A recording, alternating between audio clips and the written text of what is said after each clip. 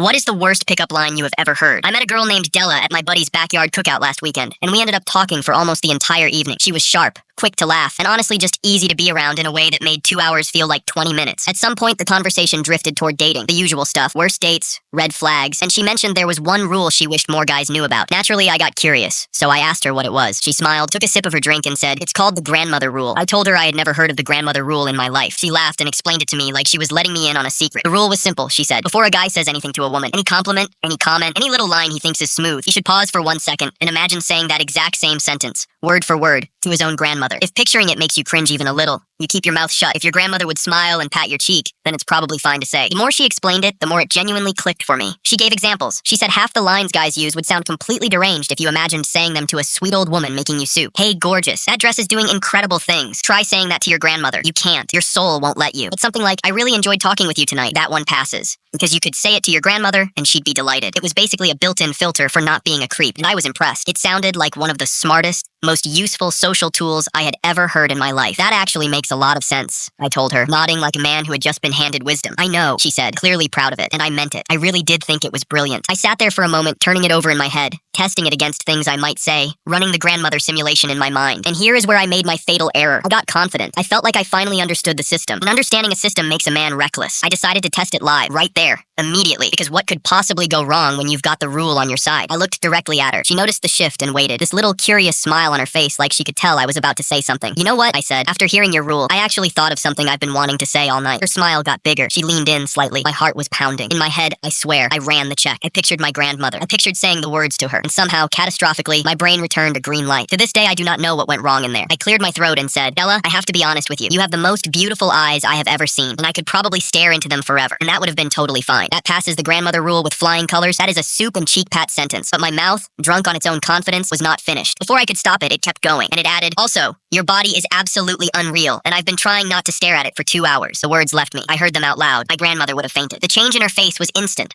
The light switching off, the warmth just drained right out of it. She stood up, looked at me with an expression somewhere between disgust and genuine disappointment, and said, "You had it. You literally had it." Then she poured the rest of her drink out onto the grass right next to my shoe, turned around, and walked back inside to her friends without another word. I sat there alone at a plastic table in my buddy's backyard, replaying the exact moment my own brain betrayed me. So no, I don't think the grandmother rule works. Or maybe it works perfectly. And the problem is that some of us should not be trusted to imagine our own grandmothers.